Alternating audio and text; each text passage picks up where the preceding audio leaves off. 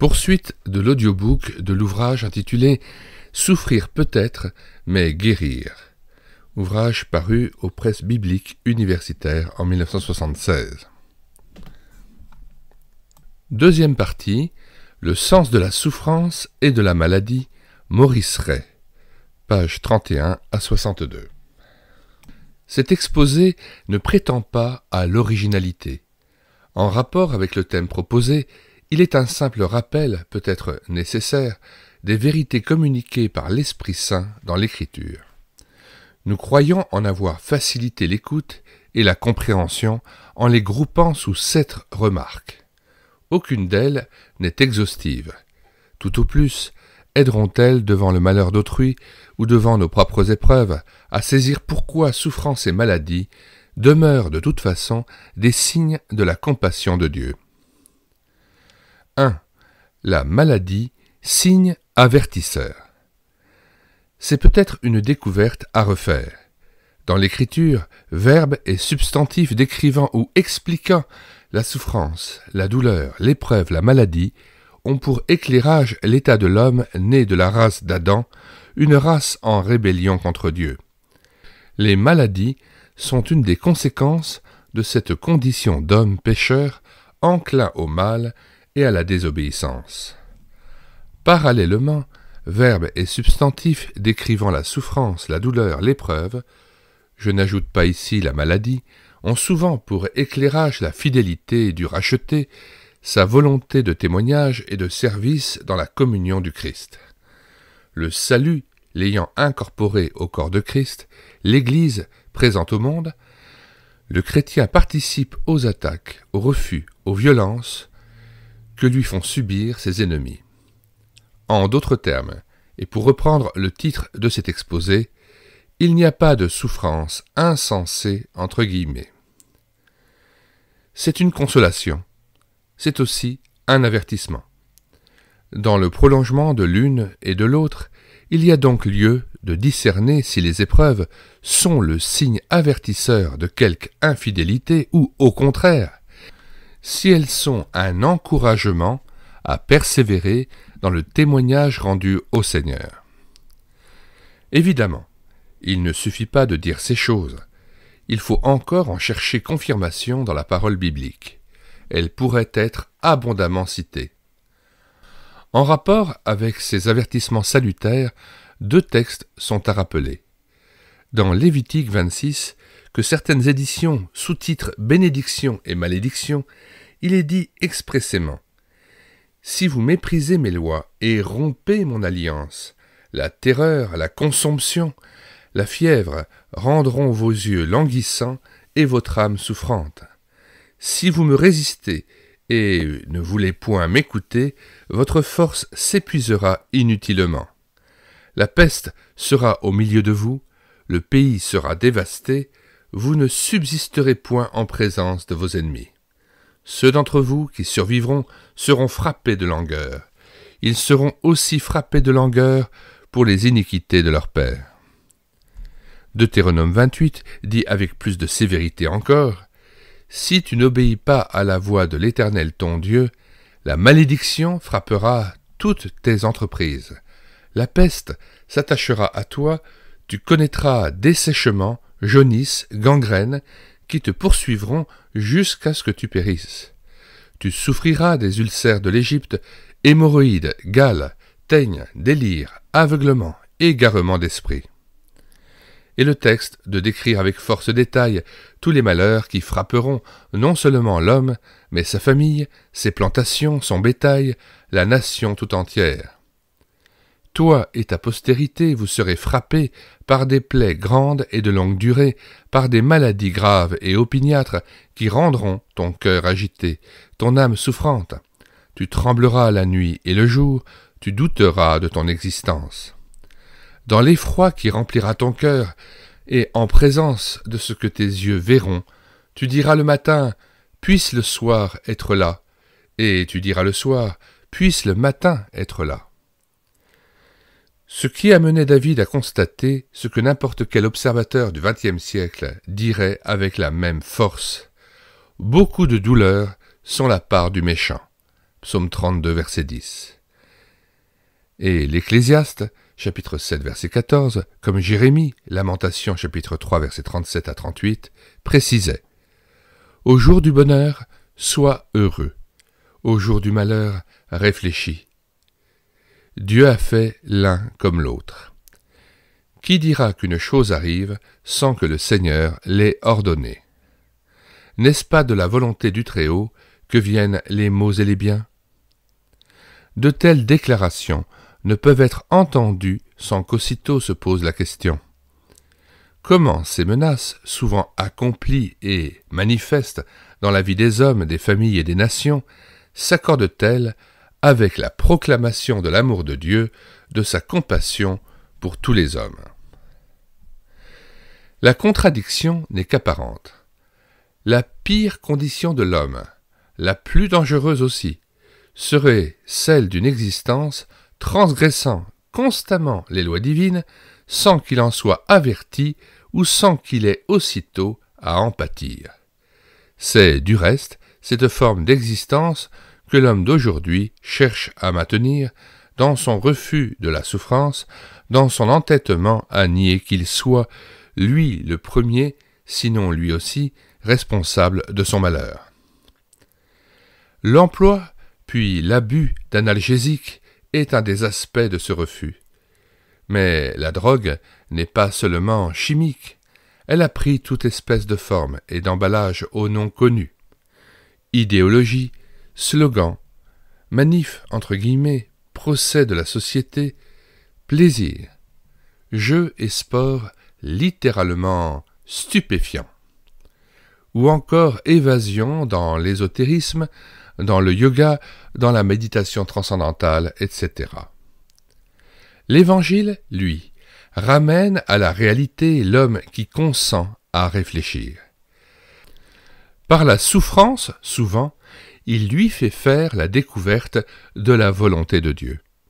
Une comparaison aidera à la juste compréhension de cette vérité un peu surprenante. L'absence d'huile dans le moteur d'une automobile pourrait être catastrophique pour le véhicule. D'où la préoccupation du constructeur. Au tableau de bord, une lentille s'allume lorsque la proportion d'huile dans le moteur atteint son minima. Telle est aussi la compassion de Dieu. Au tableau de bord de la vie des hommes s'inscrit la souffrance, signal avertisseur d'un désordre ancien ou présent, peut-être latent, en tout cas menaçant. Dieu veut nous arracher au mal. Dieu veut nous délivrer du mal. Il ne le fait pas sans notre consentement. Il nous appelle, en accord avec lui, à prendre la responsabilité de notre guérison, de notre libération.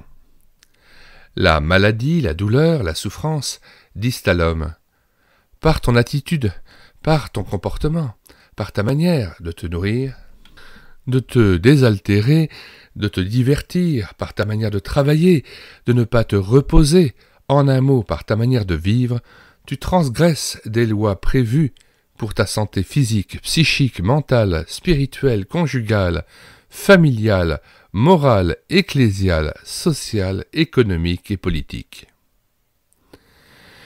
Dans la souffrance, tu t'indignes, tu interpelles, tu interroges afin de savoir pourquoi, si Dieu existe, s'il est amour, s'il est compatissant, il permet que... Il serait temps de comprendre que 99 fois sur 100, la question est mal posée.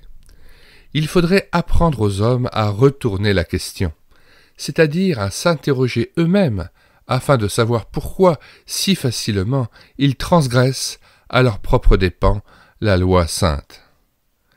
Ayant alors réfléchi, ce qui serait le premier pas vers ce que la Bible appelle la repentance, l'homme connaîtrait non pas seulement la compassion de Dieu inscrite dans la souffrance ou la douleur, mais ce qui en est la vraie manifestation décrite par David dans le psaume 32. Verset 3. Tant que je me suis tu, mes os se consumaient. Verset 4. Je gémissais toute la journée, car, nuit et jour, ta main s'apesantissait sur moi, ma vigueur n'était plus que sécheresse comme celle de l'été. Verset 5. Je t'ai fait connaître mon péché, je n'ai pas caché mon iniquité. J'ai dit, j'avouerai mes transgressions à l'Éternel. Et tu as effacé la peine de mon péché. Verset 10. Beaucoup de douleurs sur la part du méchant, mais celui qui se confie en l'Éternel est environné de sa grâce. Encore faut-il bien entendre David et prendre au sérieux la rigueur de son vocabulaire. Le pasteur A. Maillot, commentant ce psaume, en particulier le verset 3, remarque fort justement. Il criait beaucoup et sans cesse, mais sur le vrai problème, il se taisait. On peut donc prier beaucoup, mais oublier l'essentiel. Sa grande faute n'était pas tellement telle désobéissance que la dissimulation. Le principal péché qu'il confesse, c'est qu'il ne voulait pas vraiment confesser son péché. Cette faute-là est aussi commune que le péché lui-même. Nul étonnement si après cela, c'est-à-dire des confessions générales, liturgiques, souvent sans véritable aveu et sans véritable repentance, tant de gens restent affligés moralement et physiquement et rendent inopérante la compassion de Dieu. Cependant, ce serait méconnaître la réalité que d'attribuer maladie et souffrance à la seule responsabilité de celui qui en est atteint. Circonscrire les causes d'une épreuve uniquement à la désobéissance personnelle, c'est ignorer un aspect essentiel de la révélation biblique. Elle décrit l'homme et la création tout entière dans une situation de révolte, de désordre et de rupture par rapport au dessein du Créateur. Il en résulte que le monde entier est soumis à la puissance du malin. 1 Jean 5, verset 19. Solidairement avec l'humanité, l'homme peut être atteint par toute espèce de maux, de maladies, de cataclysmes, jusqu'à en mourir, et cela parce qu'il appartient à une création frappée de malédiction.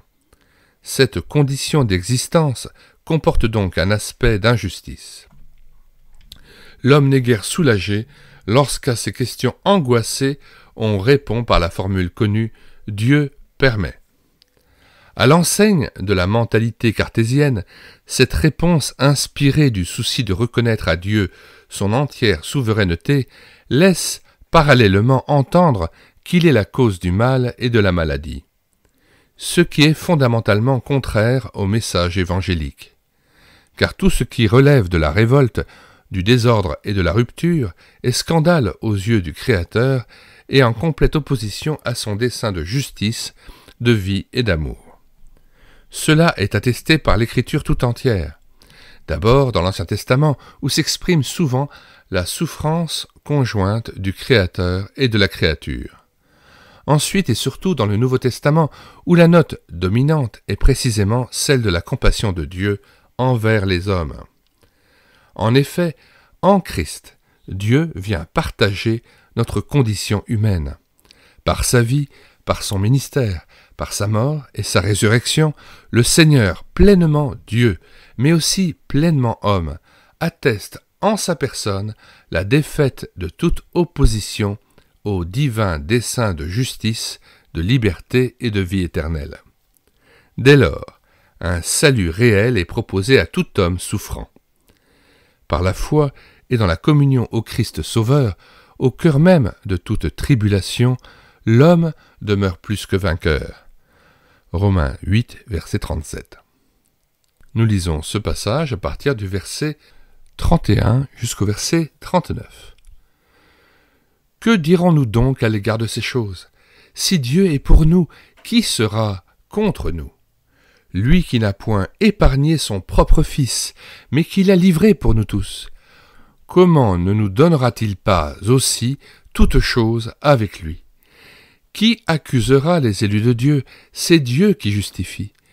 Qui les condamnera? Christ est mort, bien plus, il est ressuscité, il est à la droite de Dieu, et il intercède pour nous. Verset 35. Qui nous séparera de l'amour de Christ? Sera-ce la tribulation, ou l'angoisse, ou la persécution, ou la faim, ou la nudité, ou le péril, ou l'épée? selon qu'il est écrit, c'est à cause de toi qu'on nous met à mort tout le jour, qu'on nous regarde comme des brebis destinées à la boucherie. Mais, dans toutes ces choses, nous sommes plus que vainqueurs par celui qui nous a aimés. Car j'ai l'assurance que ni la mort, ni la vie, ni les anges, ni les dominations, ni les choses présentes, ni les choses à venir, ni les puissances, ni la hauteur, ni la profondeur, ni aucune autre créature ne pourra nous séparer de l'amour de Dieu manifesté en Jésus-Christ notre Seigneur. Fin de citation. 2. La question de l'hérédité. Dans le cadre de cette brève étude, cette question est préoccupante. Et devant ces graves conséquences, l'homme est parfois tenté d'admettre que la compassion de Dieu est décidément un peu courte, pour le moins peu perceptible. En effet, pourquoi par exemple tel petit enfant doit-il pâtir du fait que son père, ou même son grand-père, était alcoolique ?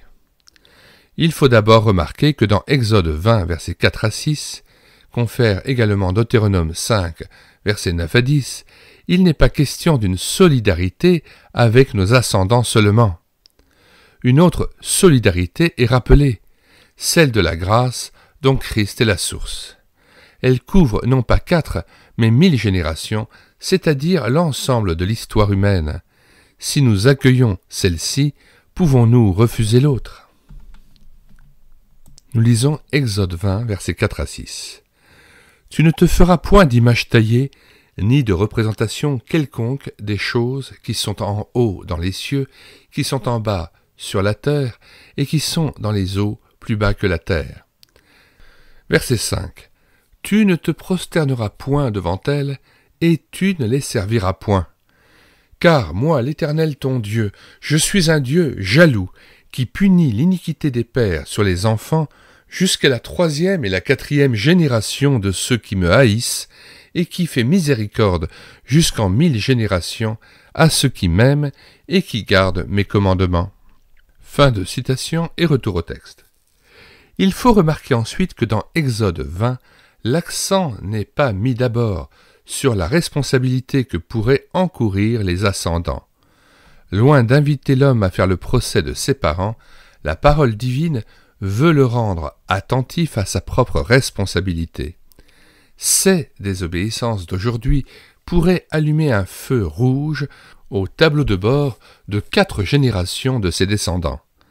C'est alors que la compassion de Dieu aujourd'hui allume simultanément le feu vert d'un amour qui rebondit sur 1000 générations. Il faut remarquer enfin que cette compassion est explicitée par une autre parole révélée dans Jérémie 31, versets 27 à 31. « Voici, les jours viennent, dit l'Éternel, où j'ensemencerai la maison d'Israël et de Juda. Comme j'ai veillé sur eux pour arracher, abattre, détruire, ruiner et faire du mal, ainsi je veillerai sur eux pour bâtir et pour planter. En ces jours-là, on ne me dira plus. Les pères ont mangé des raisins verts et les dents des enfants en ont été agacées. Voici les jours viennent où je ferai une alliance nouvelle. » Comme le dira le Christ, Luc 4, versets 18 à 21, dans la synagogue de Nazareth, « L'Esprit du Seigneur est sur moi. Il m'a oint pour annoncer une bonne nouvelle aux pauvres. Il m'a envoyé pour guérir, proclamer la délivrance, renvoyer libres les opprimés, publier une année de grâce. » Aujourd'hui, cette parole est accomplie. Donc, l'intervention du Christ peut rompre la chaîne opprimante de l'hérédité, la transformer en grâce, en tirer des bénédictions. Pour demeurer ici dans toute la vérité, il est juste de constater que toutes les conséquences néfastes de cette hérédité, même assumées par le Christ, ne sont pas toujours et aussitôt effacées. Une partie de la question demeure donc sans réponse. Elle sera éclairée plus loin, sous une autre face. Pour conclure ce deuxième point et souligner encore la réalité de la compassion de Dieu et sa volonté d'épargner ceux qui, avertis, persévèrent à ne pas entendre, il faut relever ce fait connu. dans l'histoire d'Israël, c'est à plusieurs reprises que le châtiment annoncé par tel prophète à tel roi idolâtre était assorti à une grâce particulière. La sentence ne l'atteindrait pas, lui, mais sa descendance. En effet, Dieu n'est pas à confondre avec un juge impitoyable. Ses menaces sont d'abord les avertissements de sa miséricorde. Il ne veut pas la mort du pécheur, mais sa repentance. En différant l'exécution, il laisse au coupable la possibilité de s'amender et d'éviter le châtiment annoncé. Dieu donne ainsi réponse à la prière que lui adressait Salomon lors de la dédicace du temple de Jérusalem. Quand il y aura des fléaux et des maladies quelconques, si ton peuple se détourne de ses péchés et t'adresse des prières et des supplications dans cette maison, exauce-le, pardonne, agis et rends à chacun selon ses voies. 1 Roi 8, verset 38. Dans la pédagogie divine et sa compassion, l'épreuve est un rappel à l'ordre suivi d'un retour à l'ordre, une invite à rechercher la pensée de Dieu. Loin d'avoir été vaine, la souffrance aura arrêté l'homme, l'aura fait réfléchir, l'aura contraint salutairement à une direction nouvelle, à une autre vision des choses. Elle aura contribué à le rétablir dans sa dignité de fils ou de fille, de serviteur ou de servante. 3. Une double tentation. Autre face de cette compassion. L'enseignement apporté par l'évangéliste Jean au chapitre 9.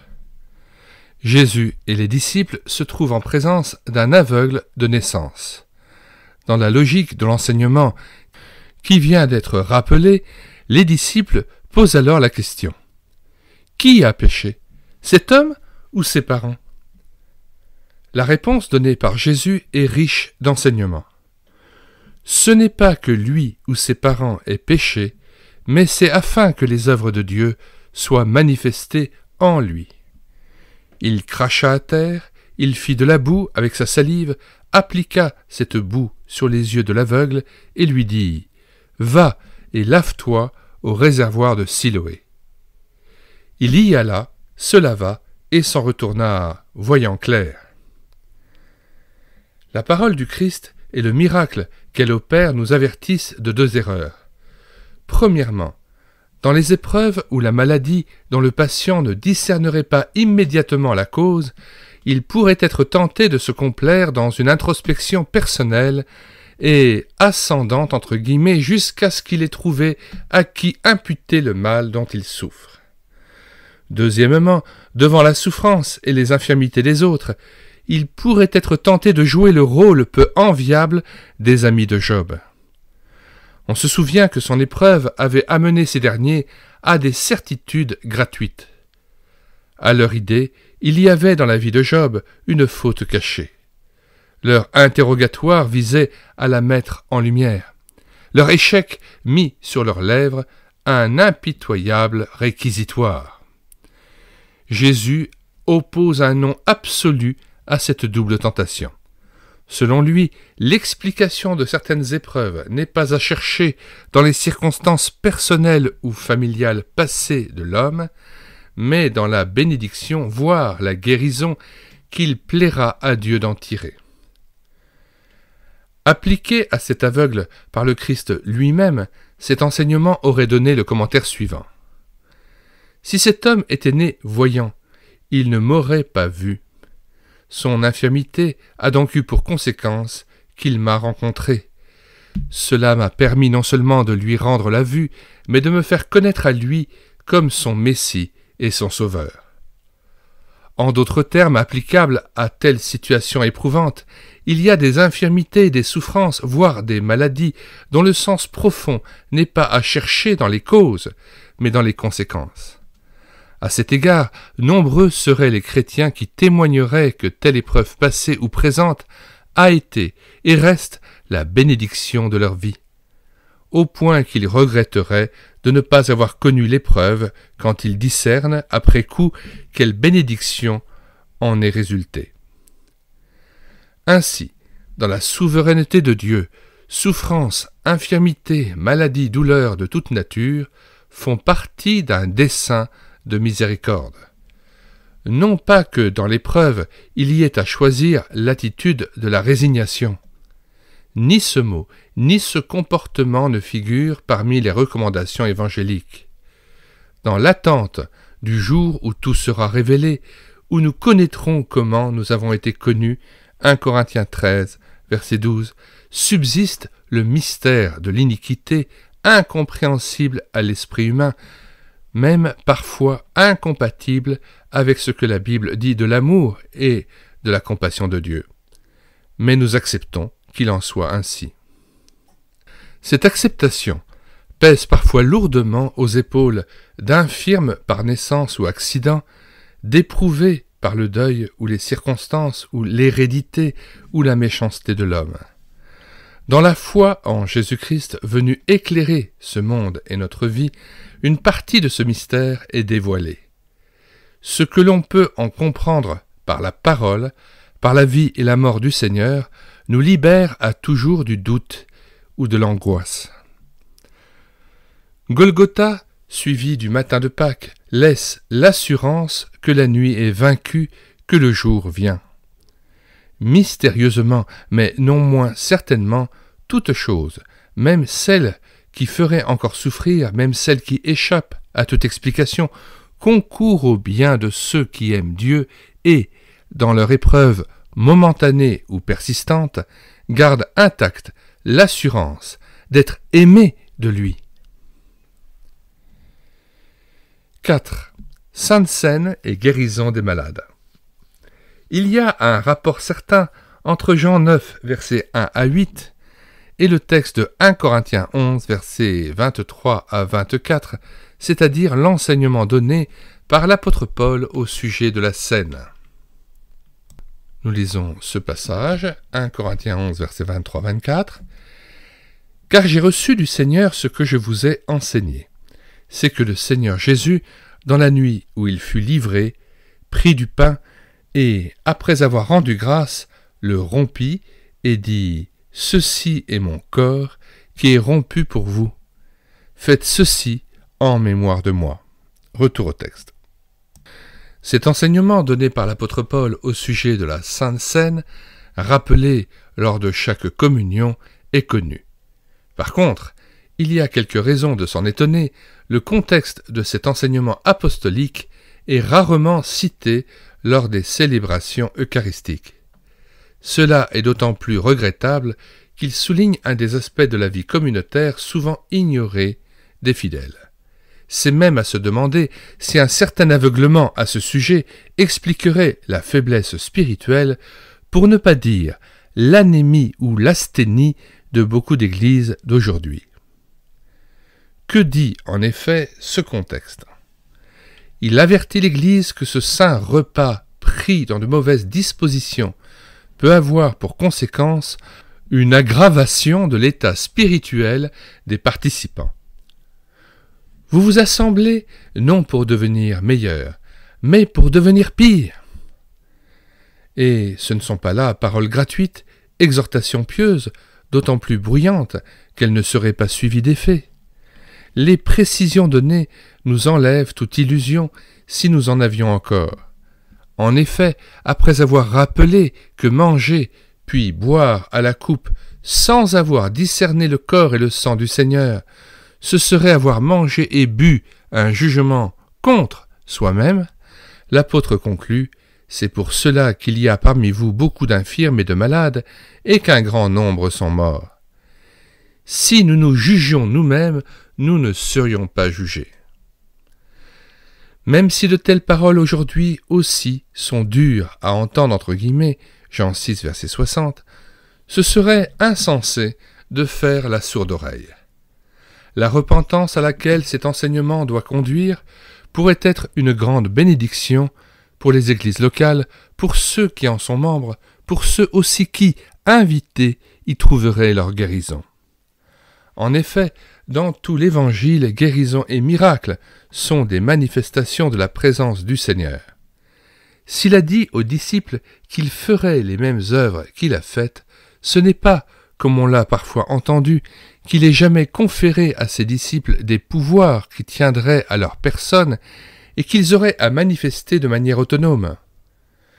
La puissance de l'Esprit Saint demeure dépendante du Seigneur, reste donc attachée à sa présence en son corps sur la terre, c'est-à-dire l'Église, locale et universelle. Si, dans la communauté, la présence du Seigneur est primordiale, l'unité des chrétiens en communion personnelle avec le Christ et liés les uns aux autres par une même foi, un même amour, une même vie, ne l'est pas moins. À la table du Seigneur, ils manifestent cette communion. En participant au saint repas, ils témoignent de leur dépendance de Christ, de leur solidarité avec son peuple. Ils reconnaissent, dans les frères et les sœurs, les membres de ce corps, comme eux rassemblés par grâce et miséricorde, comme eux engagés dans la préparation et l'attente du royaume de Dieu. Dans le chapitre 5 de l'Épître aux Corinthiens, Paul disait « Ce que je vous ai écrit, c'est de ne pas avoir de relation avec quelqu'un qui, se nommant frère, est impudique, ou cupide, ou idolâtre, ou outrageux, ou ivrogne, ou ravisseur, de ne pas même manger avec un tel homme. » 1 Corinthiens 5, verset 11. Cet aspect de la discipline communautaire a son importance dans le partage de la scène. Déjà, l'on pourrait déplorer qu'en pratique ce souci d'une vraie fraternité et d'une vraie sainteté commune soit rarement manifesté. Mais, dans le chapitre 11, une autre grave défaillance est mise en lumière. L'aveuglement qui empêche de discerner le corps du Seigneur. Cette cécité n'est pas fortuite. Ses causes sont évidentes. Il y a parmi vous des divisions. L'un a faim, l'autre est ivre, versets 18 et 21. Ce qui est dénoncé ici, c'est le fait de prendre la scène dans l'ignorance des autres. Il est nécessaire et urgent de le reconnaître. Dans la pratique courante, sitôt pris le repas et bu la coupe, le corps souvent, et habituellement morcelé, se désagrège à nouveau. Telle est la force de l'individualisme. Et la sainte scène n'est pas toujours l'occasion d'en être guéri. Jusque dans cette manifestation qui devrait traduire la réalité de l'unité, de la solidarité, de l'amour fraternel entre chrétiens, l'Église reste souvent un auditoire entre guillemets et non une communauté. Alors que la scène signifie, en parole et en acte, que les participants se sont mutuellement pardonnés comme le Seigneur leur pardonne, acceptés et accueillis comme il les accueille, préoccupés les uns des autres et attentifs à l'entraide et au soutien mutuel comme le Seigneur le fait envers eux, ils mangent et boivent sans que s'incarne en eux et par eux la vérité et la réalité de ce corps, signe du royaume. Un corps en santé fait face aux agressions microbiennes, tandis qu'un corps débile, selon l'adage connu, attrape toutes les maladies entre guillemets quand il ne devient pas le lieu où elles s'aggravent jusqu'à leur ultime conséquence. C'est pour cela qu'il y a parmi vous beaucoup d'infirmes et de malades et qu'un grand nombre sont morts. Beaucoup ne discernent pas le corps du Christ, soit parce qu'ils sont encore aveugles, soit parce que la communauté où ils auraient à recouvrer la vue leur présente une image si floue de ce corps qu'ils sont incapables de le discerner. À cause du corps, ils restent informes. À cause du mauvais état de santé du corps, ils restent malades. Il arrive même qu'ils en meurent. On pense avec quelque effroi à cette parole du Christ. « Seigneur, n'avons-nous pas mangé et bu en ta présence ?» Il répondra « Je ne sais d'où vous êtes. Retirez-vous de moi, vous tous, ouvriers d'iniquité. » Luc 13, versets 26 à 27. On comprend mieux la conclusion qu'en tire l'apôtre. Si nous nous jugions nous-mêmes, nous ne serions pas jugés. Mais quand nous sommes jugés, nous sommes châtiés par le Seigneur, afin que nous ne soyons pas condamnés avec le monde. 1 Corinthiens 11, versets 31 à 32. Les infirmités et les maladies des gens d'église entre guillemets allument au tableau de bord des communautés un clignotant indicateur. Le lire au seul titre d'un jugement, c'est mal entendre l'avertissement apostolique. Mais déplorer une situation serait en quelque sorte l'aggraver si l'on en reste à des constatations sentencieuses. Ici, comme dans Jean chapitre 9, Dieu voudrait que son œuvre d'amour et de compassion soit manifestée. Il ne faut pas chercher des responsables. Solidairement à ceux qui souffrent, il faut se laisser guérir communautairement. Alors, la souffrance de ceux qui réclameraient l'intervention du Seigneur trouvera dans la communauté la puissance de vie à même de les délivrer. Certainement, l'étude de Jacques 5, versets 13 à 18, proposée plus loin, prolongera-t-elle cette réflexion. Il y a lieu cependant d'en relever un détail. En même temps que le malade, les anciens de l'Église sont invités à confesser leurs péchés.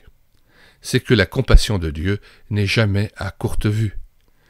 Quand, à l'heure de son intervention en faveur d'un malade, elle oblige ce dernier à faire le détour par la communauté dont il est membre, c'est que son état de souffrance ne le concerne pas lui seul. En Christ, nous sommes si proches les uns des autres, et la communauté des vivants est une telle réalité que si l'un des membres souffre, tous souffrent de son mal. L'asthénie de l'éprouvé ne saurait donc requérir le secours du Seigneur sans que la communauté, le corps, en soit éprouvé puis guéri autant que le malade et en même temps que lui. 5. Épreuve et témoignage. Cette compassion de Dieu pour les éprouvés trouve à s'exprimer dans deux autres situations explicitées par Ésaïe 26, versets 8 à 10, puis par le livre de Job. Le premier est moins connu que le second. C'est pourquoi il est nécessaire de transcrire ici son message. Toi qui es juste, tu aplanis le sentier du juste. Aussi nous t'attendons, ô Éternel, sur la voie de tes jugements. Notre âme soupire après ton nom. Car, lorsque tes jugements s'exercent sur la terre, les habitants du monde apprennent la justice. Si l'on fait grâce aux méchants, il n'apprendra pas la justice. Il se livre au mal dans le pays de la droiture, et il n'a point égard à la majesté de Dieu. Fin de la citation d'Ésaïe 26, versets 8 à 10. Sans nul doute, la crucifixion du Christ fait pécher pour nous est l'accomplissement de cette parole prophétique. Mais la lumière qui vient de Golgotha n'éclaire pas seulement la justice divine, elle souligne ce qui en est le complément. Dans sa compassion, Dieu veut rééduquer la créature rachetée. Il faut dire aussitôt que cette vérité élémentaire est ignorée du plus grand nombre. Pour des raisons diverses trop longues à expliquer ici, dans la bouche de nombreux prédicateurs de ce XXe siècle et de ceux qui les ont écoutés, la grâce et l'amour de Dieu, soit aussi sa compassion, sont devenus une sorte de panacée universelle et gratuite. Elle agit tel un remède miracle applicable à n'importe quelle situation, pourvu que ceux qui en usent disent simplement « j'y crois ». Résultat, on ne sait bientôt plus qu'une seule vérité quant à Dieu, il est amour, il pardonne tout, il efface tout, il paie tout. Et le résultat, ces vérités privées du contexte qui leur donnerait leur véritable sens, laissent finalement croire aux gens que dans son amour, Dieu ferme les yeux sur toutes les actions des hommes, même les plus scandaleuses, qu'il pardonne à tous, même aux propres justes, qu'il efface toute faute, même si ceux qui les font ne s'en repentent jamais et continuent à les commettre. Avec une plume acérée, Dietrich Bonhoeffer a décrit cette situation. La grâce à bon marché est l'ennemi mortel de notre Église. La grâce à bon marché, c'est la grâce considérée comme une marchandise à liquider. Le pardon au rabais, la consolation au rabais, le sacrement au rabais, la grâce servant de magasin intarissable à l'Église où des mains inconsidérées puisent pour distribuer sans hésitation ni limite. La grâce à bon marché, c'est la grâce envisagée en tant que doctrine, en tant que principe, en tant que système. Dans cette Église, le monde trouve à bon marché un voile pour couvrir ses péchés. Péchés dont il ne se repent pas, et dont, à plus forte raison, il ne désire pas se libérer. La grâce à bon marché, c'est la justification du péché et non point du pécheur. Fin de citation. Il n'est pas nécessaire d'ajouter à cette parole prophétique. Elle concerne non le chrétien seulement, mais la communauté locale tout entière. Là où, Bonhoeffer concluait, sous couvert de cette grâce, le monde entier est devenu chrétien. Mais, sous couvert de cette grâce, le christianisme est devenu le monde à un point encore jamais atteint. Il y aurait lieu d'ajouter, là où la communauté aurait en partage une grâce, sans justice, sans jugement, sans repentance, sans réparation, sans réconciliation, la Sainte Seine devient insignifiante, c'est-à-dire n'est plus accompagnée de signes au sens où Marc le promettait. Son évangile, en effet, se termine par de merveilleuses promesses. Voici les signes qui accompagneront ceux qui auront cru. En mon nom. Et le nom, c'est la personne vivante, présente, c'est donc la vie communautaire, réelle, visible. Ils chasseront les démons, ils imposeront les mains aux malades, et les malades seront guéris. Chapitre 16, verset 17. Donc, s'il y a parmi les christianisés beaucoup d'infirmes et de malades, si même le grand nombre meurt sans avoir reçu la vie, la raison première de cette débilité dans le témoignage n'est pas attribuable à Dieu, mais à ceux qui, dans l'Église, se contentent d'être des amateurs.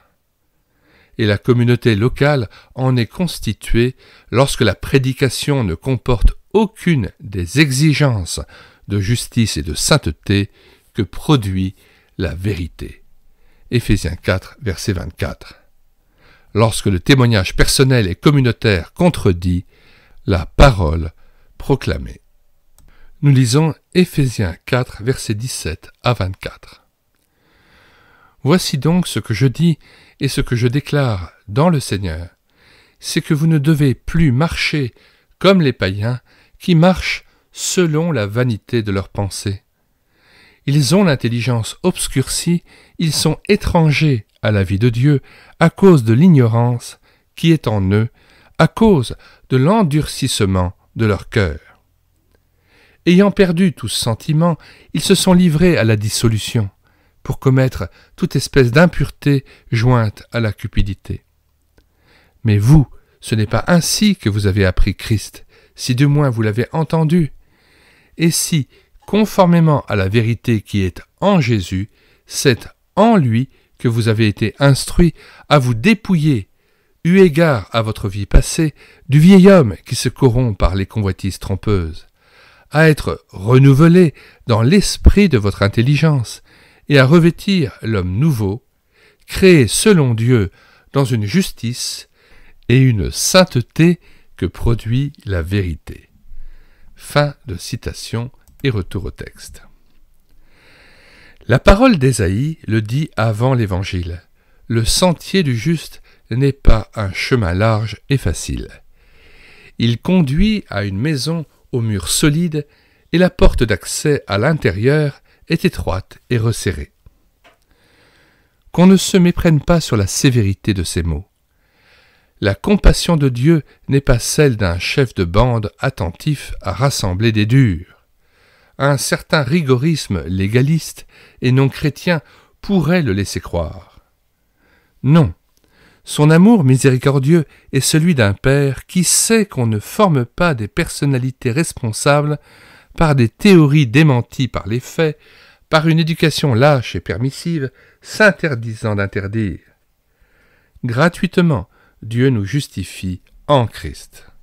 En conséquence, il nous veut justes, dépouillés de toute méchanceté, vraiment libérés sur le plan personnel et communautaire de cette hypocrisie du monde qui dit et ne fait pas. C'est dans la justice que se trouve notre vraie liberté. C'est dans la justice encore que s'inscrit la charité. C'est pourquoi toute désobéissance connaît tôt ou tard une sanction. Le vrai signe d'une filialité retrouvée avec le Père céleste, c'est que cette sanction ne se relâche point jusqu'à ce qu'elle ait produit son fruit. Hébreux 12, versets 4 à 11. Il est bien dit que le jugement de Dieu commence par sa maison. 1 Pierre 4, verset 17. Épreuves et souffrances peuvent en être le signe rassurant et encourageant. Nous lisons ces deux passages, Hébreux 12, versets 3 à 11. Considérez en effet celui qui a supporté, contre sa personne, une telle opposition de la part des pécheurs, afin que vous ne vous lassiez point l'âme découragée. Vous n'avez pas encore résisté jusqu'au sang en luttant contre le péché. Et vous avez oublié l'exhortation qui vous est adressée comme à des fils. Mon fils, ne méprise pas le châtiment du Seigneur et ne perds pas courage lorsqu'il te reprend. Car le Seigneur châtie celui qu'il aime, il frappe de la verge tous ceux qu'il reconnaît pour ses fils. Supportez le châtiment. C'est comme des fils que Dieu vous traite. Car quel est le fils qu'un père ne châtie pas? Mais si vous êtes exempts du châtiment auquel tous ont part, vous êtes donc des enfants illégitimes et non des fils. D'ailleurs, puisque nos pères selon la chair nous ont châtiés et que nous les avons respectés, ne devons-nous pas, à bien plus forte raison, nous soumettre au Père des esprits pour avoir la vie? Nos pères nous châtiaient pour peu de jours, comme ils le trouvaient bon. Mais Dieu nous châtie pour notre bien, afin que nous participions à sa sainteté. Il est vrai que tout châtiment semble d'abord un sujet de tristesse et non de joie, mais il produit plus tard, pour ceux qui ont été ainsi exercés, un fruit paisible de justice. Fin de citation d'Hébreux 12, versets 3 à 11. Nous lisons maintenant 1 Pierre 4, versets 12 à 19. Bien-aimés, ne soyez pas surpris comme d'une chose étrange qui vous arrive, de la fournaise qui est au milieu de vous pour vous éprouver. Réjouissez-vous au contraire de la part que vous avez aux souffrances de Christ, afin que vous soyez aussi dans la joie et dans l'allégresse lorsque sa gloire apparaîtra. Si vous êtes outragés pour le nom de Christ, vous êtes heureux, parce que l'Esprit de gloire, l'Esprit de Dieu, repose sur vous. Que nul de vous, en effet, ne souffre comme meurtrier ou voleur, ou malfaiteur, ou comme s'ingérant dans les affaires d'autrui. Mais si quelqu'un souffre comme chrétien, qu'il n'en ait point honte, et que plutôt il glorifie Dieu à cause de ce nom. Car c'est le moment où le jugement va commencer par la maison de Dieu. Or, si c'est par nous qu'il commence, quelle sera la fin de ceux qui n'obéissent pas à l'évangile de Dieu? Et si le juste se sauve avec peine, que deviendront l'impie et le pécheur? Ainsi que ceux qui souffrent selon la volonté de Dieu remettent leur âme au fidèle Créateur en faisant ce qui est bien. Fin de citation et retour au texte. L'Église est en crise, dit-on partout. Cela atteste l'actuelle bonté de Dieu envers sa maison. On se souvient qu'il y a une quinzaine d'années, la Hollande, à la suite d'une tempête catastrophique, conjointe à une marée haute, avait connu de dramatiques inondations. À l'époque, des chrétiens hollandais réfugiés dans des arbres élevés et proches de leur demeure, quasi recouverte par les eaux, avaient étonné le monde. En effet, ils refusaient d'être délivrés de leur dangereuse situation. Cette catastrophe nationale était à leurs yeux un jugement de Dieu. Lui seul donc, en retirant les eaux, pouvaient attester la grâce qui leur était faite. Les païens ont ri de ce comportement. Il était facile d'en rire. Les plus fous n'étaient pas nécessairement ceux dont on se moquait. L'autre aspect de la compassion divine évoqué dans cette 5e remarque trouve son illustration dans l'histoire connue de Job. On se souvient que cet homme pieux et intègre connut une série d'épreuves lui faisant perdre successivement ses biens, ses troupeaux et ses enfants. Comble de misère, sa femme se détournait de Dieu et invectivait son mari parce qu'il refusait de maudire son Créateur. Dans son épreuve, Job, avec ténacité, cherche une réponse à ses justes pourquoi. Ses amis ne trouvent qu'une explication. « Tu as fauté, reconnais-le. » Et Job tient tête à ses amis fâcheusement accusateurs. À leur confusion et pour la consolation de Job, la vérité finira par éclater. Il était l'objet d'une attaque de Satan, l'enjeu d'un investissement divin. Dieu et Job triompheront de l'ennemi. Cette consolation entre guillemets servira dès lors d'appui à beaucoup d'éprouvés, plus encore à de nombreuses églises sous la croix. La chute a fait de l'homme un malheureux. La ruse du diable, c'est de faire croire à cet homme révolté que la cause première de ses maux tient non à sa révolte, mais aux frustrations qui la motivaient et dont Dieu seul serait le responsable. Dans la perspective de la croix, l'histoire de Job est un démenti à ce mensonge blasphémateur. Tout au long de son épreuve, ce serviteur fidèle attestera devant les hommes, comme devant les créatures célestes, qu'on peut aimer Dieu pour ce qu'il est et non pour ce qu'il donne. Nous répétons, tout au long de son épreuve, ce serviteur fidèle attestera devant les hommes, comme devant les créatures célestes, qu'on peut aimer Dieu pour ce qu'il est et non pour ce qu'il donne.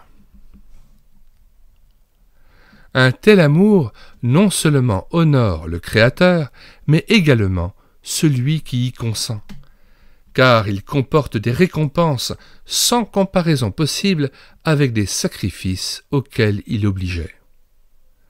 Autrement dit, et une fois de plus, à la lumière de la souveraineté de Dieu et de sa compassion, même et surtout à l'heure où l'épreuve serait inexplicable, le chrétien reste assuré que cette souffrance n'est pas vaine et qu'elle s'inscrit dans un dessein qui n'est pas dénué de sens, même s'il échappe momentanément à sa compréhension.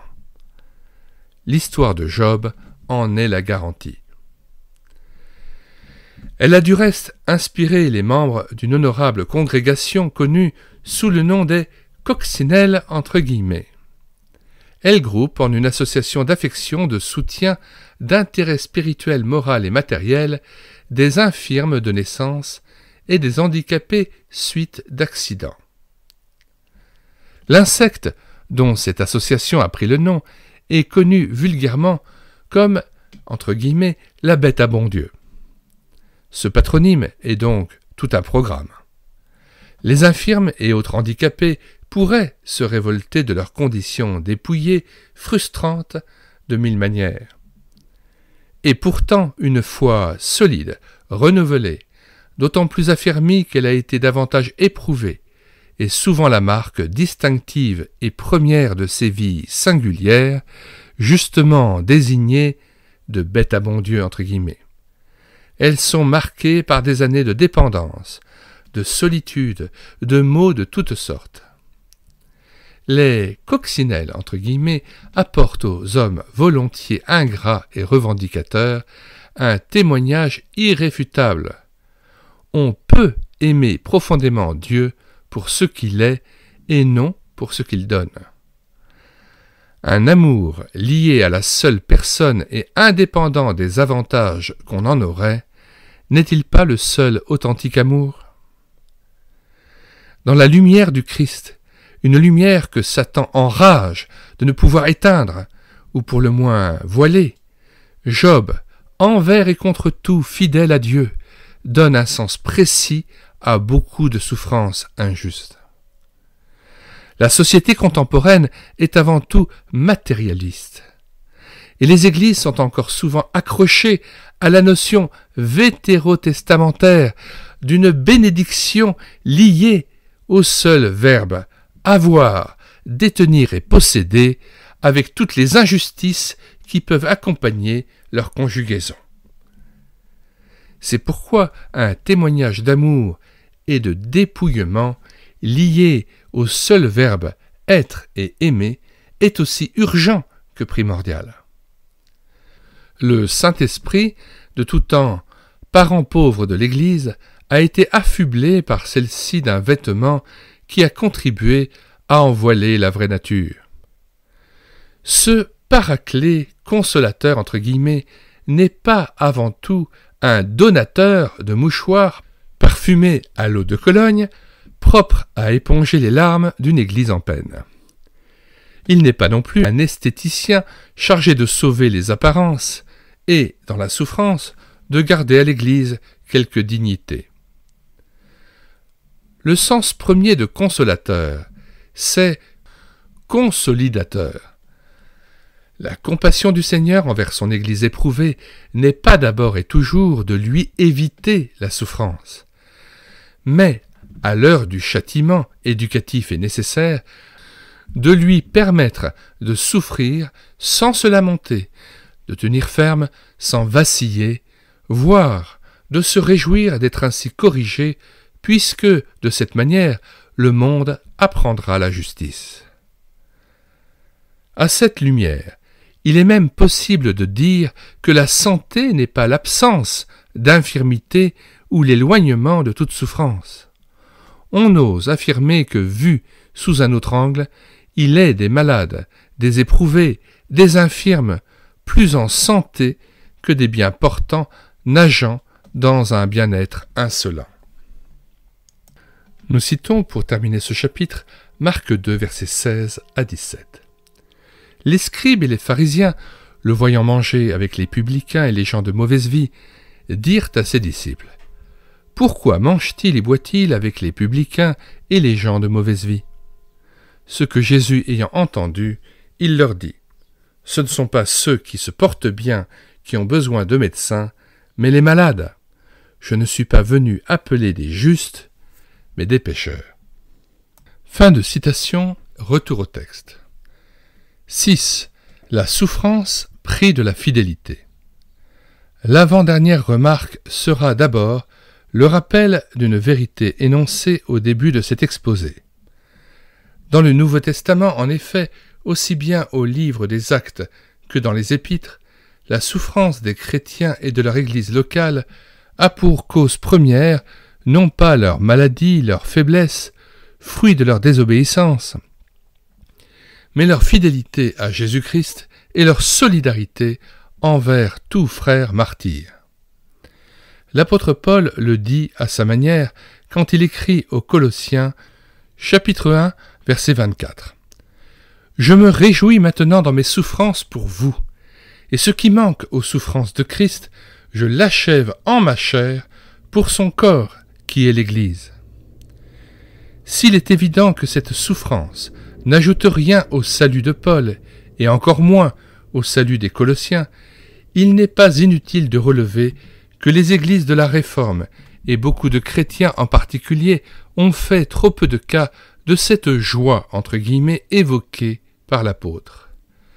Par peur de la souffrance méritoire, si fâcheusement enseignée par le catholicisme traditionnel, les réformés et les évangéliques ont banni même la pensée d'une valeur à donner, sinon à rendre, à la souffrance, fruit de la fidélité. Déjà, 1 Corinthiens 3, verset 10, avertissait chrétiens, églises et communautés d'avoir à prendre garde à la manière dont ils bâtissaient sur le fondement posé. 1 Corinthiens 3, verset 10. Selon la grâce de Dieu qui m'a été donnée, j'ai posé le fondement comme un sage architecte et un autre bâtit dessus. Mais que chacun prenne garde à la manière dont il bâtit dessus. » Verset 11. « Car personne ne peut poser un autre fondement que celui qui a été posé, savoir Jésus-Christ. Or, si quelqu'un bâtit sur ce fondement avec de l'or, de l'argent, des pierres précieuses, du bois, du foin, du chaume, l'œuvre de chacun sera manifestée, car le jour la fera connaître, parce qu'elle se révélera dans le feu, et le feu éprouvera ce qu'est l'œuvre de chacun. Si l'œuvre bâtie par quelqu'un sur le fondement subsiste, il recevra une récompense. Si l'œuvre de quelqu'un est consumée, il perdra sa récompense. Pour lui, il sera sauvé, mais comme au travers du feu. » Fin de citation. Et retour au texte. Mais plus explicite encore est la conclusion donnée par l'apôtre à ce chapitre 3, versets 21 à 23. « Que personne ne mette sa gloire dans les hommes, car tout est à vous, soit Paul, soit Apollos, soit Céphas, soit le monde, soit la vie, soit la mort, soit les choses présentes, soit les choses à venir. Tout est à vous, et vous êtes à Christ, et Christ est à Dieu. » Dans le contexte de la réflexion de Paul, le sens de cette conclusion est clair. Aucun des serviteurs du Seigneur ne saurait admettre qu'on puisse se prévaloir de son nom lié à son ministère et lui en attribuer des avantages qui feraient de lui, dans l'Église, un fondateur de parti. Tout, y compris les serviteurs, tout, y compris leur vie et leur mort, tient à la providence divine. De quoi pourrait-il se prévaloir? Qu'ont-ils, en effet, qu'ils n'aient pas reçu? Ceci signifie aussi qu'ils peuvent librement disposer de ces biens sans en retirer aucun mérite supplémentaire, les faire valoir à la gloire de Dieu en réponse à sa compassion. Offrir leur corps comme un sacrifice vivant. Ce que firent ceux dont parle la fin du chapitre 11 des Hébreux, livrés aux tourments, aux moqueries, aux fouets, à la prison, lapidés, sciés, torturés, tous, à la manière de Paul, se réjouir d'avoir à endurer épreuves et souffrances, fruit de leur témoignage fidèle. La liste de ces témoignages est impressionnante. Leurs noms sont connus de Dieu seul. Le rappel de leur témoignage est salutaire. Car la chrétienté contemporaine de l'Europe de l'Ouest facilement fait état de vie consacrée. Elles sont nombreuses, en effet, aussi longtemps que les forces et la santé leur sont renouvelées. Mais sont-ils nombreux à avoir l'audace d'un Jean 23 qui, se sachant condamné suite à une maladie incurable, a dit qu'il consacrait sa mort au service du Seigneur? Tout est à nous, dit l'apôtre. Il y a deux manières d'entendre la parole apostolique et elles ne sont pas nécessairement contradictoires. Première manière, il y a possibilité de tout mettre en œuvre pour prolonger une vie, échapper aux conséquences de la maladie, de l'infirmité, de la vieillesse. Hélas, à l'enseigne de l'actuel acharnement thérapeutique, on sait ce que ce tout peut signifier.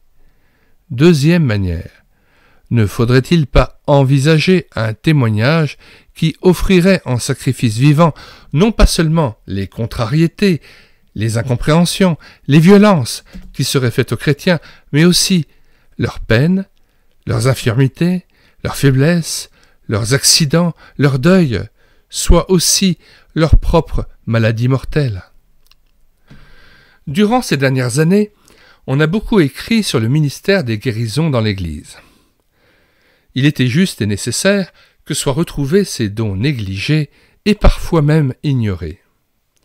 Mais il faut admettre que la joie partagée par les bénéficiaires et les témoins des miracles opérés par le Seigneur s'accompagne aussi parfois de la profonde tristesse de ceux qui, s'attendant à lui, ne sont pas exaucés, restent infirmes ou même meurent.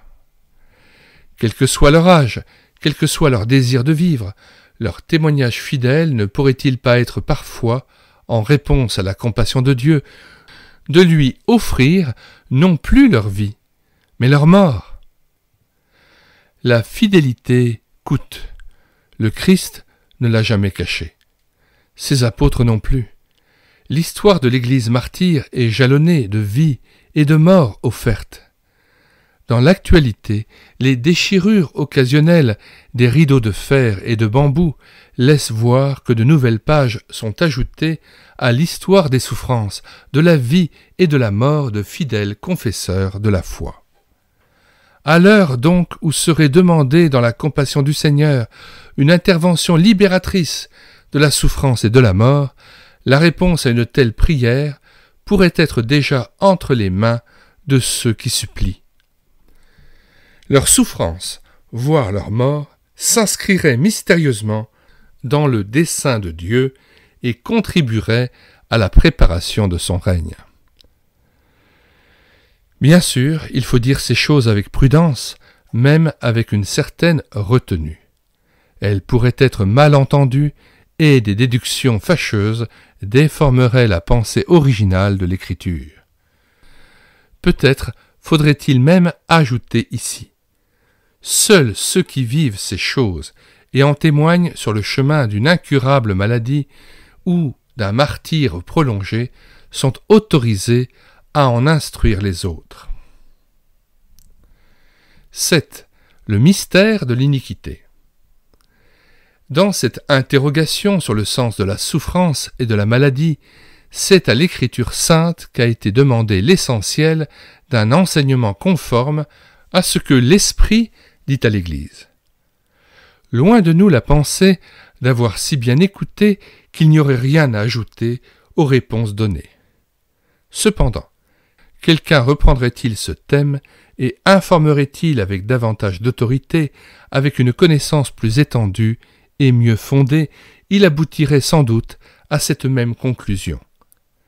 Quelles que soient les explications, les enseignements, les révélations données par l'Écriture, le mystère de l'iniquité demeure encore et toujours partiellement voilé à l'entendement humain.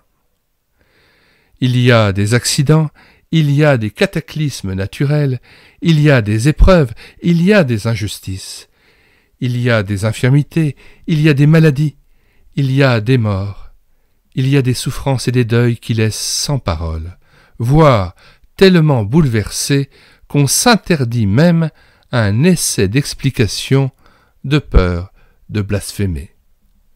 Cependant, en certaines circonstances, ce silence pourrait être tenu pour de la lâcheté ou du reniement. Nos contemporains comptent un nombre grandissant de consciences littéralement révoltées par l'injustice humaine, aggravée par des cataclysmes naturels parfois terriblement meurtriers. Même s'il n'y a aucune explication plausible à donner, il n'est pas toujours possible de se taire devant une remarque telle celle-ci. S'il y avait un Dieu d'amour et de justice, on ne verrait pas le spectacle qu'en certains endroits et en certaines circonstances le monde nous offre. Dans ces situations-là, il faut écouter les paroles du psaume 4.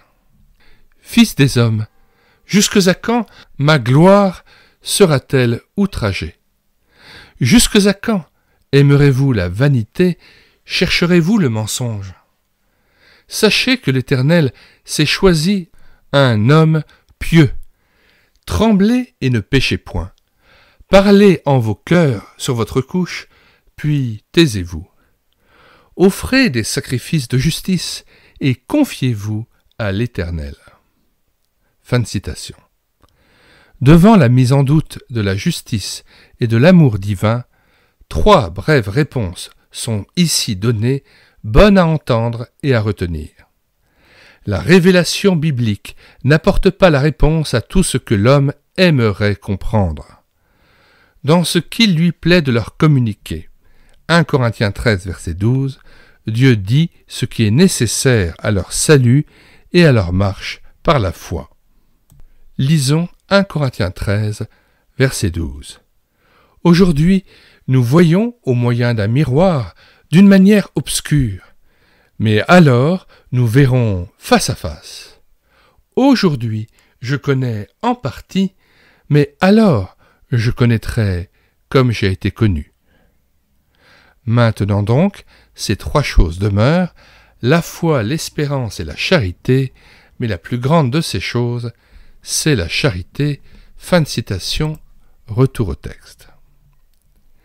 Si Dieu devait appliquer sa totale justice au sens où tant d'interlocuteurs voudraient qu'il intervienne, ces interlocuteurs indignés ne tomberaient-ils pas, eux, les premiers, sous ses coups? N'auraient-ils pas d'abord à comprendre que la bonté de Dieu envers eux les convie à se repentir plutôt qu'à juger de ce que Dieu devrait faire? À la différence de beaucoup de ses interlocuteurs, Dieu ne se contente pas de s'indigner de l'état du monde. Il s'est choisi un homme pieux, entre guillemets, psaume 4. En son Christ, il est venu mettre ordre au désordre du monde. Et parce qu'il est Dieu, un Dieu révélé dans sa justice et son amour, une certitude est donnée au monde. À cause de Christ, on ne verra pas toujours le spectacle qu'offre ce monde dans certains lieux et certaines circonstances. En d'autres termes, parce que Jésus-Christ est présent, parce que son œuvre passée et actuelle est garante du lendemain, il est acceptable aujourd'hui de ne pas tout comprendre. Devant l'iniquité qui demeure, se prolonge et même s'amplifie à cause de Jésus-Christ, et quelle que soit l'épreuve à traverser encore, le croyant peut se réjouir. Au cœur du mystère de l'iniquité, la croix a été dressée et la résurrection accomplie. Il y a quelque chose de nouveau sous le soleil. Il essuiera toute larme de leurs yeux, et la mort ne sera plus, il n'y aura plus ni deuil, ni cri, ni douleur. Ces paroles sont certaines et véritable.